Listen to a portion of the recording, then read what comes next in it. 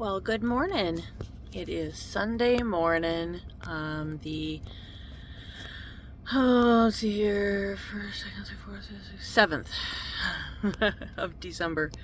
I'll never have an easy way of remembering that unless it's somebody's birthday. Anyway, I've been listening. I always listen to my audiobooks when I'm driving. I don't usually listen to music unless Bill's driving. Because he doesn't like listening to my books. But I have a lot of different books on there. I have my favorite series is it's called The People, or the People of the Forgotten Past, or something like that. But it's all Native American, ancient Native American.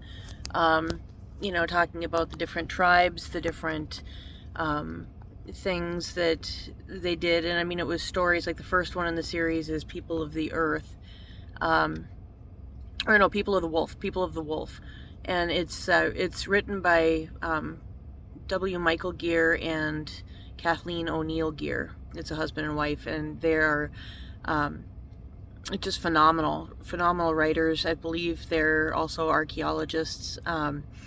So I mean, it's got a lot of fact-based stuff in there, but the stories themselves are fabulous. The character building and everything is just it's phenomenal. I love their books.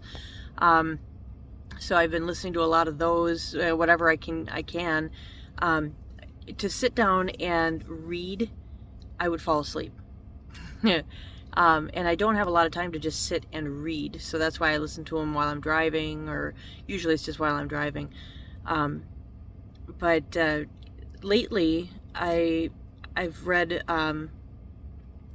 listened to a book by Betty White, she was one of my absolute favorites because she reminded me so much of my grandma. On the Golden Girls especially, I mean, she was very innocent. But then I saw her in Lake Placid, and oh my God, it was hysterical. She had a mouth on her. Oh my God, it was so funny. But anyway, so I've listened to her book, and then I listened to a book that Mike Rowe did. It was kind of like a Paul Harvey rest of the story type thing, and I loved it. He's got one of those voices, not Paul Harvey too, but Mike Rowe. He's got one of those voices that you just can't stop listening to. I kind of want to just listen to it over and over and over again, just because I love his voice. And he seems like he's a pretty cool guy. But anyway, and then I read or listened to Grateful American, and that was by Gary Sinise. And that, to me, I thought it was going to be more about his work with veterans and things like that, which was a huge part of it. But it also told about his life. And as I'm listening to it, I'm like, oh my God, he actually worked with like Laurie Metcalf, who was Roseanne's sister on Roseanne. And then she's also Sheldon's mom in Big Bang Theory, or, one of my absolute favorite shows. And then he worked with John Malkovich, and another one of my absolute favorites. So, it was kind of fun. It was like, oh my gosh, I'm getting to know this guy and these other people. But it's funny, I listen to these books and I'm like, I know these people. I like to know these people in, what was their life really like. And now I'm listening to a book by Giselle, the supermodel, and I can't even remember how to say her last name. Bündchen, I think it is. But I didn't realize she was from Brazil. I was thinking she was German. So yeah, I'm just getting into it. I'm still in the first chapter, but it is so interesting to me how these people that are so high in the spotlight, how they cope with things, how they how they deal with life, and you find out that they are more like you and me than they are an elevated star. You know what I mean? And that to me makes it so real. It makes them so much more relatable. And it kind of makes me feel personally like I'm not alone. You know what I mean? I feel like, oh my gosh, they deal with this too, or they deal with that, or I know people like this, or, it just makes them seem more human rather than, you know what I mean? Rather than out of touch type, too high to be touched, type thing, if that makes any sense. But, to me, I like hearing these stories and listening to these books, and I didn't think I would. I didn't think I'd like, autobiographies or biographies or whatever, but I do, so. But one of the things that I've been listening to, what she's been saying, what Giselle has been saying, is how, how she cares for herself. She is, when she grew up, she was too tall or too curvy or, things like that. And the kids in school let her know, they let her know that they didn't think that she was built right, or that she was, her eyes were too big, or, whatever. And, being as I was tall, I guess you could say curvy, but it was probably more chubby than anything else. But, things were said over the years, and, not like I needed somebody to bring it to my attention. It's like I didn't realize I was that tall, or didn't realize I was chubby. Really? But, she dealt with that. And then when she was told that she was beautiful, it was hard for her to take. Because that's not how she felt. That's not what she believed. But, she started realizing that Giselle, and I'm trying to remember how she said her name in Portuguese. It was like Gizi or something like that, or GZ. Those were two different people. She said Giselle was an actress and put on a performance. She said she didn't want to take away from, she didn't want to do things that would compromise who she is, but she had to put on a new persona in order to do what she did for work. And I thought that was really fascinating. So, it kind of makes me think about, like, how I am. I don't like, okay, well, for example, at work, I don't consider myself a hearing aid salesperson. I consider myself a hearing specialist. Technical legal term on my license is hearing instrument dispenser. And I can't stand that because it just makes me think of a Pez dispenser, and I'm just expecting my head to flip back and pop a hearing aid out of my neck, But so I like to call myself a hearing specialist, because I specialize in hearing. I specialize in that stuff, but I am also in a business, and that business revolves around being able to sell hearing aids. And I really, if I could just make a career out of adjusting hearing aids, educating people about hearing loss and hearing aids, if I could make a career out of that, I would be so set.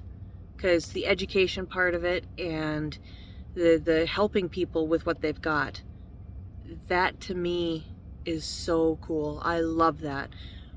But at the same time, I do get people in there that have, 8-10-year-old hearing aids, and they're like, they're not working. Can you adjust them? And I can't, because they're too old now. So then we have to look at what's their best option. And then at that point, then I'm not a salesperson, I'm a problem solver. and we figure out what's going to work best for them in the situations they're in, with the finances that they have to work with. We try to optimize everything as best we can, and we do it together. Because I want them to know that I care about what their thoughts are. I care about what their needs are. If they decide that they want to, if they're people that are out and about and are very, very active, and money isn't an issue, but they don't want to spend it, we have a little discussion. Things like that. But when I look at how I am at work, I guess I'm kind of the same way. I'm not all that confident in my life, in my decisions that I've made and that I am still to make. Decision making has never been a good thing for me. I've always struggled with that. And yeah, so there's, I feel like I'm kind of the same way as she is, in that I'm putting on a front, or I'm putting on not a fake persona, but I'm taking on a different character, I guess you could say. Another thing she talks about is taking care of herself. She always makes sure she has time to take care of herself. And she talks a lot in her first chapter about discipline. And that's something that I have never had, was discipline. And it had nothing to do with my parents. It had everything to do with how my brain is wired, and I didn't know that until this year. I was this many years old before I realized that's why. So, I think about that, and I think, I need to have more discipline and more structure in my life. I need to figure out how to do that for me. So, it's a whole bunch of trial and error stuff, but she was talking about how she does it, like an example of her day. She wakes up slowly with sounds on her phone, these nature sounds. She does oil pulling, which I'd heard of before, I've never done, but you'll have to look that up. I'm not going to try to explain it here. So she does that. She does meditation, which is something that I would love to try. I shouldn't say try. I have tried, and I find that my focus is so sporadic that I can't seem to stay on track. I can't seem to stay focused enough to meditate. My brain is off on a million different tangents, or I fall asleep. And it's the same thing when I'm praying, and I kind of think of praying and meditating in somewhat the same way. But yeah, I struggle with that because of my focus. I just cannot stay focused. And I have to figure out a better way to do that, because I need to learn how to do this. I need to learn how to meditate, how to pray, how to do all kinds of stuff like that. How to focus. I need to focus. Clearly, because I'm like way off tangent already.